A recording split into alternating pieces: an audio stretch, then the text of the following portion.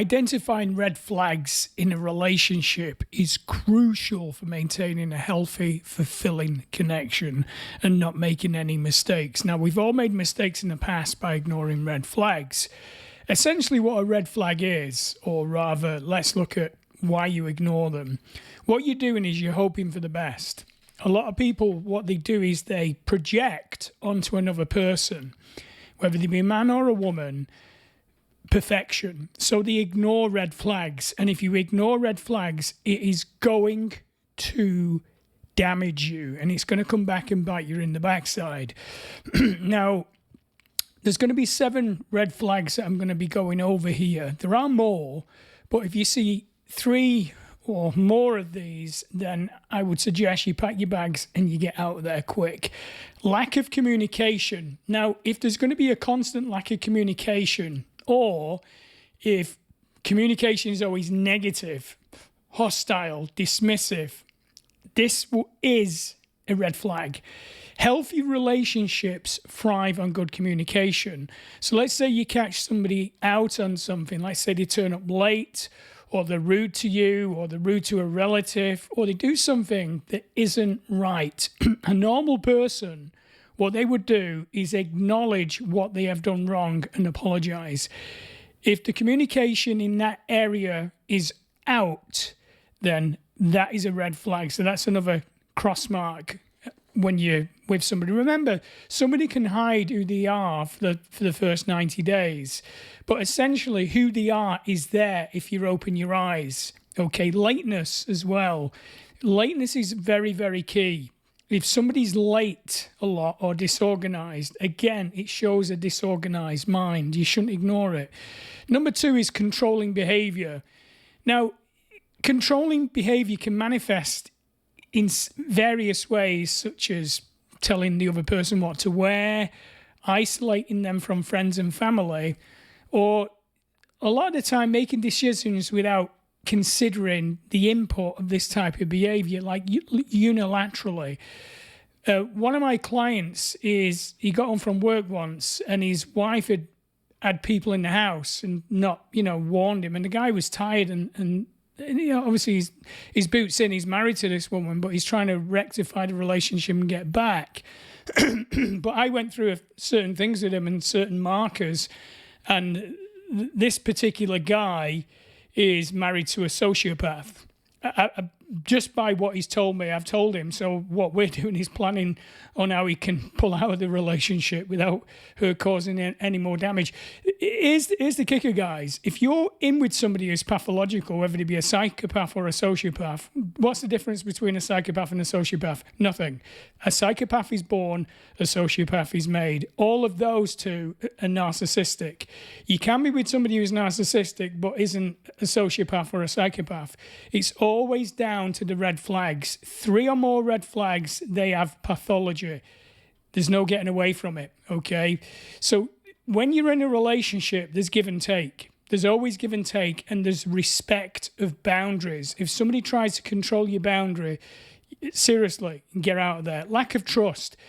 Here's one of the key things that I've seen in my life. If you're with somebody and they're always jealous of other people, or they're wondering if you're cheating on them, they're either one, extremely insecure, but I guarantee it's this one, they're actually cheating themselves because they're seeing behavior in you. Obviously, you're not cheating, but they're seeing little bits of behavior that they know themselves, okay? So the lack of trust is really, really powerful, and it's a major marker. And I always will guarantee that if they're thinking you're cheating, generally they're cheating themselves. Now, jealousy or lack of trust without reason, it can lead to serious issues, okay? You've got to feel secure and understood in a relationship. It's paramount. Now, let's get to boundaries here. If somebody is disrespecting your boundary and they constantly ignore it, it means they don't respect you and they have no consideration for your boundaries, okay? Like, one of my ex-girlfriends, her mother used to put carrots on her father's plate. and he hates carrots. And she kept doing it, and she would do things that he didn't like constantly. And I looked at this and thought, friggin' hell, you spend time with this woman, then this is what's going to be here. It is a marker for you guys. If you're with a woman, look at a mother. She will turn out into a mother every single time, unless she's got away from a mother, or unless she's dealt with a mother's narcissistic behavior, because that is narcissistic behavior.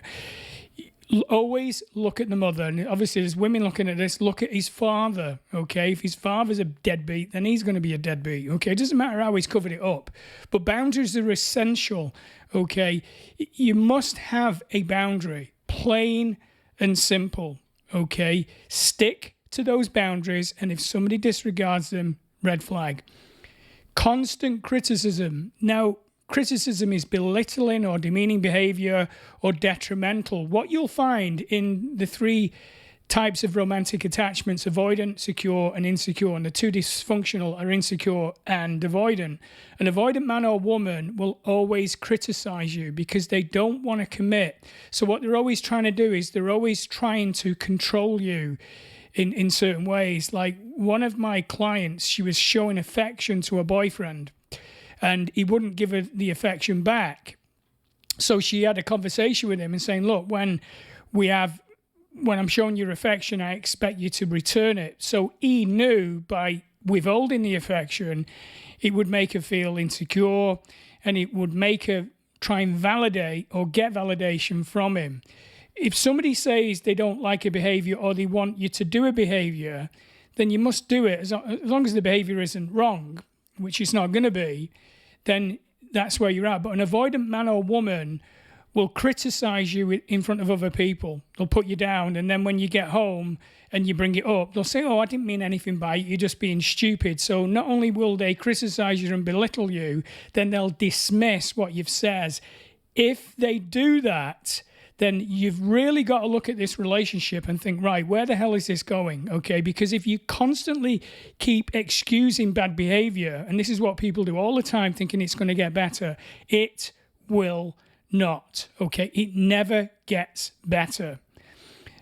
Avoidance of conflict. While, constant arguing is not healthy, avoiding conflict, you've got to have arguments now and again because it clears the air, and it's kind of like a leveler for where you're going from. Because if you have an argument and then somebody says, you know what, I was out of order there, and you apologize and then you move on, that's great.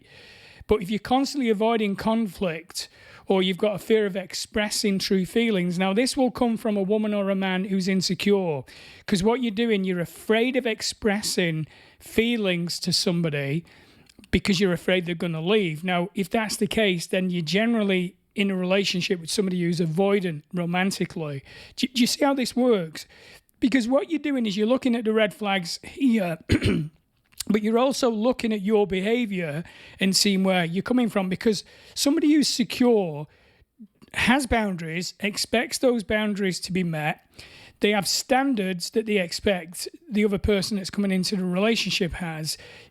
And they're not afraid to express what they expect in a relationship. So a healthy person has boundaries, they express standards, and they expect the other person to turn up. And they're not afraid of expressing it because they value themselves.